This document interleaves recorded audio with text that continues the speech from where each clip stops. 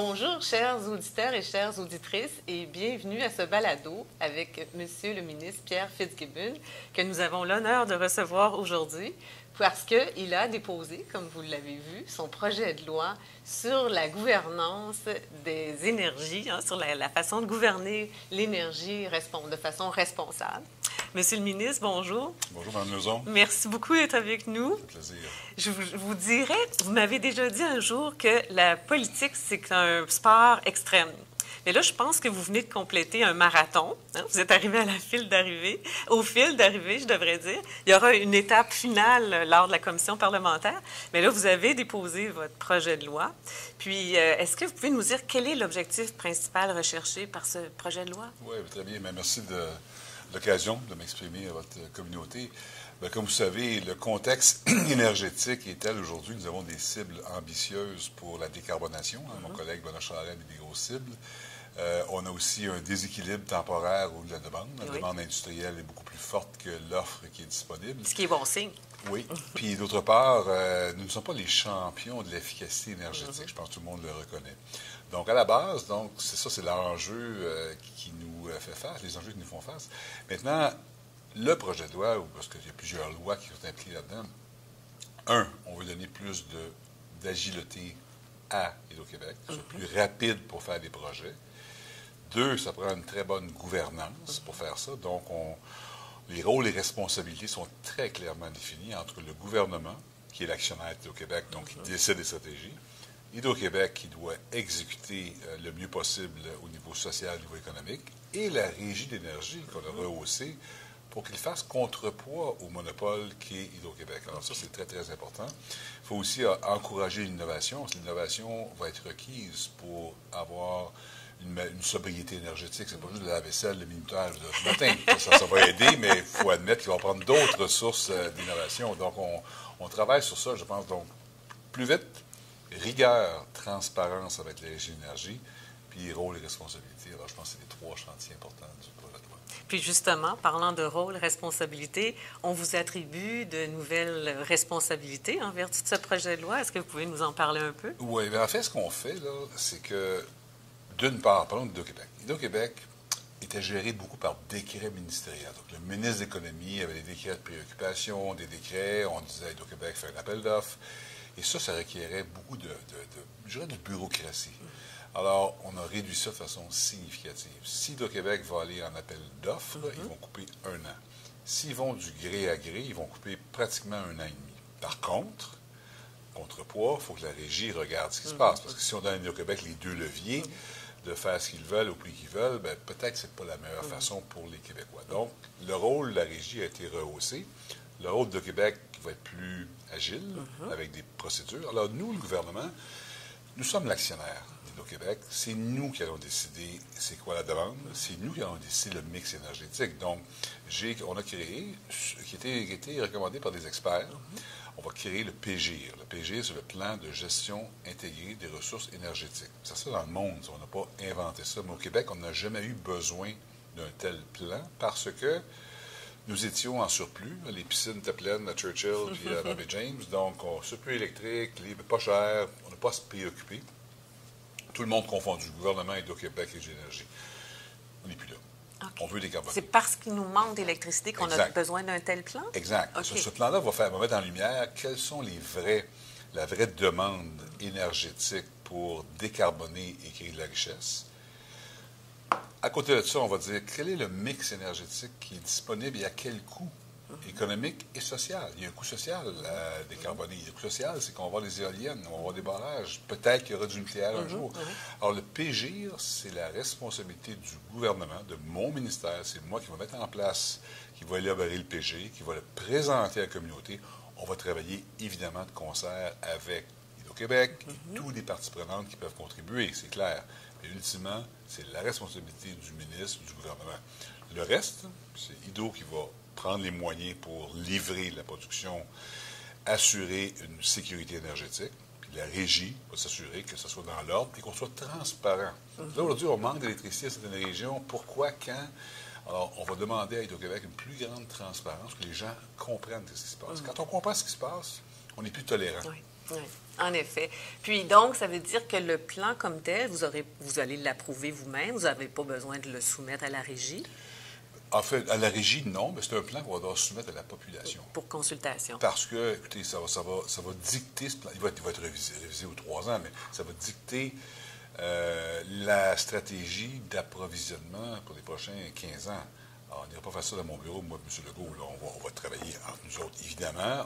Puis après, il va y avoir des menus, il va y avoir des choix. En France, j'ai vu le dernier plan qui a été présenté. M. Macron a choisi une des pistes pour décarboner qui va inclure du nucléaire dans son corps. Donc, on va faire la même chose. On va mettre au jeu les éléments coûts sociaux, économiques. On veut décarboner. Voici les prix à payer. Les prix à payer, ça pourrait être plusieurs barrages. Ça pourrait être des éoliens dans votre cour, dans la mienne, dans la sienne. Ça pourrait être des panneaux solaires un peu partout sur les maisons. Alors, il faut voir qu'on accepte, qu'on regarde c'est quoi le coût de décarboner, qu'on décide collectivement.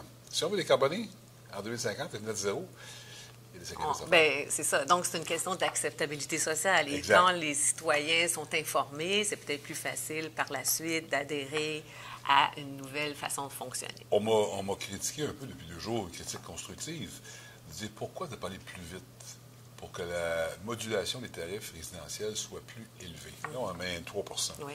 La question est légitime. Les gens m'ont dit, les gens étaient choqués, on devrait aller plus haut parce qu'il faut que la tarification affecte le comportement des consommateurs. Et moi, je réponds à ça, comme le premier ministre, allons-y par étapes. On n'a jamais eu le débat, on n'a jamais eu la bonne sensibilisation au Québec parce qu'on n'avait pas le besoin de le faire. Là, c'est récent, ça fait 1 an, 1 an et demi. Certains m'ont dit, ça fait 1 an et demi. Ouais, 1 an et demi, c'est court. Oui. Alors moi, je pense qu'il faut calmer le jeu.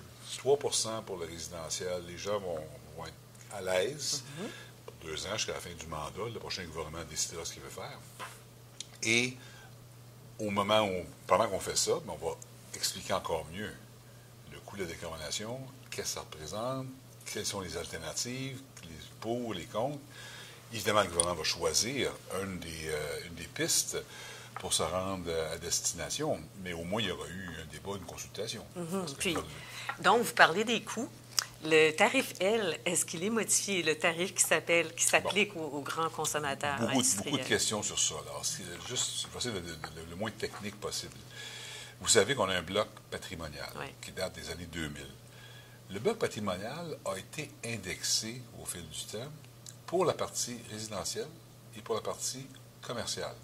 Le côté industriel n'a jamais été indexé pour des raisons. Les gouvernements de l'époque ont décidé qu'il fallait rester très compétitif pour attirer les gens. Ce qu'on a fait dans notre projet de loi, c'est qu'à partir de 2026, on va indexer aussi le tarif L. Le tarif L industriel. Donc, il va y avoir une hausse. Et moi, je pense que c'est justifié pour avoir une équité entre les différentes composantes.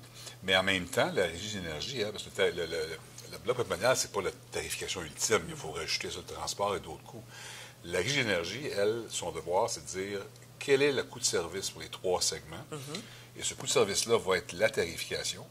Mais dans le cas du résidentiel, comme on l'a dit, s'il est en haut de 3 nous, on dit non, on met une patch. Oui, c'est ça que je vais vouloir vous nous parler. Mais la beauté, c'est que si, par exemple, là, on aurait 4 d'augmentation pour le résidentiel, le 1 qui manque, c'est pas l'entreprise qui va payer. C'est le gouvernement. C'est ce que je comprends. C'est vous et moi, dans nos impôts. Il faut s'entendre qu'il y a des vases communicants. Mais néanmoins, je parle pour les entreprises. On ne charge pas aux entreprises une charge additionnelle pour venir compenser. Et ça, c'est très important. Oui, parce que je vais vouloir qu'on parle de ce fonds que vous allez créer. Donc, tarif L qui serait indexé. Et puis, l'indexation, est-ce que c'est au niveau de l'inflation? Oui, dans le cas du bloc patrimonial, c'est l'inflation. OK. Par contre, quand on rajoute à ça les coûts de service de Québec, ça, c'est vraiment les coûts de Québec. Puis de Québec, la bonne nouvelle, c'est qu'ils vont aller voir la régie, ils vont dire, voici les coûts qui ont augmenté cette année. Puis la régie va dire oui, non, dans la base tarifaire. Donc, il y a des coûts qui vont peut-être dire non, c'est pas dans la base tarifaire. Donc, la régie va avoir un travail très important, comme ils ont fait dans le passé. On ramène un peu ce qu'ils faisaient avant, pour dire, vous décidez, puis il faut s'assurer que les coûts qui sont passés aux consommateurs sont légitimes. Alors, moi, je pense que ce contrepoids-là va être très favorable pour les Québécois. Puis, je reviens sur votre plan de gestion intégré. Est-ce que c'est possible de nous dire comment il se distingue du plan pour une économie verte puis le plan de transition énergétique? C'est une bonne question. En fait, tout va s'arrimer. Premièrement, aujourd'hui, on a un plan d'approvisionnement qu'Hydro-Québec a présenté. Ils ont présenté, M. Sebia, au mois de novembre 2023, un plan 2035. Ce plan-là, techniquement, devrait être présenté après que nous ayons fait le fameux plan intégré. Bon, on n'avait pas, donc on est parti avec ça. Puis bon, de toute façon, d'admettre qu'on parle de 8 à 9 000 mégawatts. On a besoin de plus que ça, donc il n'y a aucun enjeu avec ça. Maintenant, la base, Benoît Charette met ses cibles climatiques. On part de là. On a ces cibles-là. Moi, au niveau de l'économie, j'ai des projets industriels porteurs pour le Québec. On a besoin de ça. On a besoin du plan de M. Charest. On a besoin de qu'est-ce qui va être décarboné et comment. Donc, ça, c'est le côté de la demande d'énergie, qui n'est pas seulement Hydro-Québec en passant. Ça va inclure le GNR, ça va inclure le biocharbon, le biochar. L'hydrogène. L'hydrogène. Il y a toutes sortes de sources qu'Hydro-Québec ne contrôle pas. Donc, ce n'est pas un plan Hydro-Québec, c'est un plan du gouvernement. Donc, on va avoir les besoins et on va regarder le mix énergétique. On va dire, OK, qu'est-ce qu'on peut faire? Du solaire, nouveau barrage, returbiné, Hydrolien, peut-être? L'hydrolien, nucléaire qui va t'attendre. On va regarder ça. Et ça, quand on va s'entendre, voici le chemin critique qu'on prend. Après, Hydro-Québec va dire son plan d'approvisionnement va être relié à ce PGR-là. Et M. Charette, lui, il y a deux choses. Il met les cibles climatiques qui ont été tenues en compte, puis il y a le programme du PEV, le programme du PMO, pour les outils pour décarboner. Mais là, avec ce qu'on va avoir là-dedans, on va dire, oups, les bâtiments. Le chauffage des bâtiments, ça n'a pas d'allure. Ça coûte c'est très énergivore. Mais là, les programmes doivent être arrimés avec les enjeux qu'on a découverts. Alors, je pense que tout ça va s'intégrer. Puis c'est ça, on l'appelle le plan de gestion intégré. Le mot intégration fait en sorte que chacun y voit son compte. Le plan ne dira pas à Hydro-Québec, tu fais un barrage à Petit-Mécatina. Le plan va dire à Hydro-Québec, la partie électricité, ils sont responsables, avec le privé aussi, voici ce qu'on a besoin. Après, eux auront les moyens pour l'exécuter. Très bien. Ensuite, je voulais voir avec vous, le projet de loi ouvre la porte aux contrats, les contrats d'achat d'électricité entre les producteurs et les entreprises industrielles. Fait que je voulais savoir un peu comment vous voyez ça, puis est-ce que ça veut dire qu'on va essayer d'éventuellement élaborer des mesures pour favoriser la production d'électricité par le privé? Bien, probablement, comme j'ai toujours dit, sous René Lévesque, et en fait sous le Parti québécois, c'est M. Guy Charette à l'époque, je pense en 2000, on permet l'autoproduction. Donc, on n'a rien changé. Ça ne change pas du tout. Puis on le continue parce qu'on en a besoin. Donc, l'autoproduction va être très important. C'est relativement petit au moment où on se parle. On parle beaucoup, par exemple, de TES Canada. TES Canada, ça va être 2,2 TWh sur les 200 qu'Hydro-Québec produit. On s'entend qu'on parle de 1 il en faut d'autres comme ça. Donc, il faut promouvoir ça. Maintenant, la difficulté ou l'enjeu, il ne faut pas mettre en péril la sécurité énergétique qu'Hydro-Québec est responsable. À savoir, on ne permettra pas à un producteur privé de demander à Hydro de passer sur leur réseau de transport parce qu'eux ont leur réseau à régérer. Alors, ce qui est permis déjà, c'est sur un terrain particulier, autoproduction pour alimenter une usine, une entreprise quelconque. On permet ça, on va continuer et j'espère qu'on va en avoir plus qu'on a aujourd'hui. Au même moment, présentement, la cogénération est familière avec ça. La cogénération, deux terrains adjacents, on permet à un producteur de cogénération de vendre son électricité à son voisin. On va permettre ça encore, mais cogénération et ou éolien ou solaire. Donc, on va rajouter un peu le bassin de sources énergétiques. Mais tout ça dans un réseau privé, pas sur Hydro-Québec. Et beaucoup de gens disent, ben là, est-ce qu'on va dénationaliser Hydro-Québec? La réponse, c'est non. Non, ça, c'est clair, j'ai vu ça. Et de toute façon, c'est un peu ironique, parce que dans le cas de TES Canada, c'est un très bon exemple, TES Canada, dans son plan d'affaires, ne vendait pas l'électricité, il la gardait. Et là, je pense qu'Hydro-Québec, peut-être qu'ils vont cogner à la porte, peut-être que non. Ils vont cogner à la porte, hey, l'électricité, au mois de janvier, on va l'acheter, on en a besoin. Oui. Mais ce sera le choix d'Hydro-Québec, et moi, je pense qu'Hydro-Québec n'aura pas le choix, parce que dans la pointe, il va en manquer. Mais si quelqu'un a un produit à côté, on va l'acheter, mais ça va être Hydro-Québec qui va décider.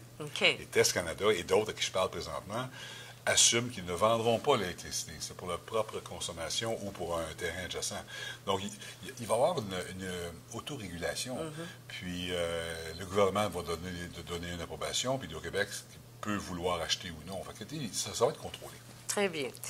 Et puis, je voulais vous demander si la régie de l'énergie. Il y a quelque chose d'intéressant que j'ai lu, parce que moi, j'ai pensé aux critères ESG quand j'ai lu cette disposition-là de la loi, où vous allez pouvoir demander à la Régie de prendre en compte des préoccupations économiques, sociales et environnementales. Est-ce que ça sera encadré par des critères? Comment vous voyez cette obligation? À ce moment-ci, c'est un cadre qu'on a fait seulement. Parce qu'on veut se donner au gouvernement le loisir de... On va suivre l'évolution, puis de toute évidence, le moins d'implication par décret du gouvernement, le mieux ça va être. Ça veut dire que le système fonctionne. Oui. Si ça s'avérait, pour toutes sortes de raisons, il y a des considérations écologiques, des considérations sociales qui ne sont pas tenues en compte, ou de régionalité, parce qu'on parle de régions dévitalisées, on essaie de faire du mieux qu'on peut. Dans certains cas, il peut y avoir, par exemple, on ferme une usine dans une région, mais là, on veut ces mégawatts-là pour faire d'autres projets. Donc, on pourrait cibler Hydro-Québec ou la Régie vers favoriser le développement régional. On se garde cette marge de manœuvre-là. Mais à ce moment-ci, j'ai annoncé hier l'octroi de mégawatts pour des projets. Puis avec Hydro-Québec, on s'assoit avec eux autres, c'est nous qui décidons, mais en même temps, on doit décider par rapport à ce qui est possible. On n'a pas d'un pays des licornes. Puis Hydro-Québec en est sensible aussi des enjeux régionaux. Donc hier, on a favorisé des régions. Alors ça s'est fait de façon consensuelle, mais on se dit, comme gouvernement, il faut avoir le loisir de pouvoir dicter des décrets pour atteindre des objectifs. J'espère qu'on le fera jamais. OK. C'est vraiment sur une base discrétionnaire éventuellement. Exact. Puis, vous en avez parlé un peu au début, mais qu'est-ce que ça change, le projet de loi, pour la mission d'Hydro-Québec? Bien, écoutez, on a rajouté dans la mission d'Hydro-Québec qu'ils vont contribuer au développement économique. Okay. Parce que, bon, on a eu un très grand succès avec des projets industriels dans la batterie, par exemple. On s'en vient avec l'aluminium vert.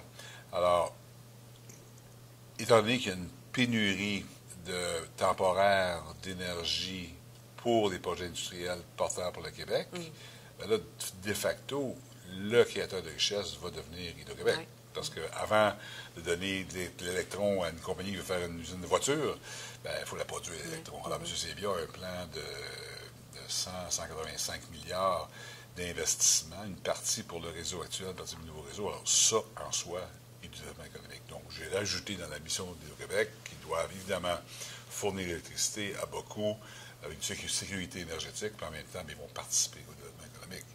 Quand ils vont donner des contrats gré à gré, peu importe, évidemment, il faut tenir compte de la chaîne d'approvisionnement québécoise, que nos PME bénéficient. Donc, de facto, on incorpore dans la vision de Québec. S'ils avaient déjà, on le renforce en disant, vous êtes aussi un acteur économique important du Québec. Donc, est-ce que vous diriez que vous pouvez continuer à dire aux entreprises, oui, soumettez-nous des projets pour l'électrification de vos procédés industriels, hein? Parce qu'il y en a beaucoup qui ont ça dans leur carton, qui souhaitent le faire. Vous savez mon point, parce que là, présentement, j'ai 14 000 mégawatts de demande non comblés. Le critère de sélection qu'on prend pour laisser passer des projets quand Hydro nous dit oui, on peut le faire, le premier critère, c'est la réduction des GES, mais force est d'admettre que les projets soi-disant économiques sont aussi la plupart du temps pour les GES. Je prends Nordvolt, par exemple. Les gens ne veulent pas le reconnaître des fois, mais Nordvolt va aider à décarboner l'univers. Parce qu'une voiture avec une batterie électrique, même si Nordvolt va émettre un peu de GES, très très peu, mais émettre un petit peu, le produit va se ramasser dans une voiture électrique qui, elle, va réduire de 70 l'empreinte carbonique. Donc, tous nos projets économiques vont avoir une contribution. Alors, ceux qu'on dit non, c'est des projets qui vont augmenter une production de produits non verts en émettant des GES. On dit non à ça. Okay. Mais aussitôt qu'une entreprise produit quelque chose, se décarbonise, où le produit va être vert dans une chaîne d'appro qui va être verte, pour moi, ça respecte l'enjeu des GES. Okay. Alors, je pense qu'on est conscient que nos cibles sont très ambitieuses pour la décarbonation. D'ici 2030. Puis on veut être cohérent. Oui, alors ça va être un beau défi. La place des formes d'énergie propre, on en a parlé tantôt, là, telles que les bioénergies, l'hydrogène. Comment vous voyez ça? Là, elles vont prendre de plus en plus de place, en plus de l'électricité? Oui, l'hydrogène est un peu particulier. L'hydrogène, en fait, c'est de la conversion électrique. C'est un médium. Oui, si on va à la base, au niveau des intrants, clairement, le GNR devient très important. Et moi, je sourcille beaucoup quand j'entends des fois des maires ou des mairesses qui disent on veut enlever le gaz naturel pour chauffer les bâtiments, autant résidentiels qu'industriels. Je dis certes, parce que le gaz naturel, c'est un gaz d'énergie fossile, sauf qu'au Québec, la consommation de gaz naturel pour chauffer nos bâtiments est équivalent à 9000 mégawatts d'électricité. Ça veut dire, là, il y a un autre 8000 qui est utilisé par les industries, mais on va juste du chauffage. Moi, je dis aux gens, si on veut remplacer le gaz naturel par de l'hydroélectricité, ça prend 5 complexes romaines. Ouais. Juste pour faire ça. Est-ce que ça va arriver? La réponse est non. Donc, conséquemment, il faut accepter que le gaz naturel de source renouvelable ou GNR va devoir être partie prenante de la transition énergétique. C'est sûr que faire du GNR n'est pas carbone neutre parce qu'on prend du CO2 souvent biogénique, on l'incorpore, donc on va le capturer sur une usine qui en produit, on va le capturer pour faire du gaz de synthèse, puis on va le réémettre dans le réseau, sauf qu'il n'est pas émis là. On a seulement une émission alors qu'on en avait 2 avant. Donc ça réduit les GES, mais on n'est pas à zéro. Il faut accepter que ça, c'est dans la transition énergétique. Le net zéro, c'est en 2050. Ah oui, c'est ça. Alors, il y a des gens qui veulent aller très vite, là. Les gens de la gauche, souvent, qui n'ont pas toutes les données, me disent je me suis fait dire souvent, vous n'êtes pas assez agressif sur les réductions de GES, 37,5 en 2030. Mais ça n'arrivera pas. Si on va à 50, ça n'arrivera pas. C'est ce que le mot transition veut dire quelque chose. Et je pense qu'un des enjeux, quand ça n'arrivera pas, là, je ne suis pas un devin, là, mais ça fait 2 ans que je suis là-dedans à temps plein, quasiment. Il faut accepter. C'est pour ça que le débat du je reviens mon plan d'intégrer des ressources, on va mettre ça à la table. On va dire, voici, pour décarboner à zéro, voici ce qu'il faut faire. Ça implique. On est-tu prêt à faire ça? Est-ce qu'on veut avoir, là je dis n'importe quoi, on veut-tu avoir 15 barrages? Non, on n'en veut pas. Parfait. L'éolien, on en veut-tu? Oui, mais pas chez nous. On va le mettre chez eux. OK, mais on en aura pas mal moins. Le nucléaire, on n'en parle même pas, présentement, c'est pas l'agenda. Alors, je pense que les Québécois veulent les bonnes choses et vont réaliser qu'il y a un coût à de la décarbonation, il y a un coût social, puis il y a un coût économique. La sécurité sociale va venir quand les gens vont mieux comprendre, parce qu'on n'a pas été très clair depuis 2 ans, vont comprendre c'est quoi. Être mieux informés. Exact. Ouais. Puis vous avez parlé justement de gaz naturel. Ma question, c'est, vous allez modifier la définition de gaz naturel renouvelable. C'est quoi les modifications qui sont proposées par rapport à cette définition-là? Puis l'obligation des distributeurs, est-ce que ça change quelque chose par rapport à la quantité de gaz naturel renouvelable qu'ils devront livrer? C'est une très bonne question, parce que c'est la première qui m'est posée, parce qu'on a mis le concept de GSR, le gaz de source renouvelable par rapport au GNR, le gaz naturel renouvelable.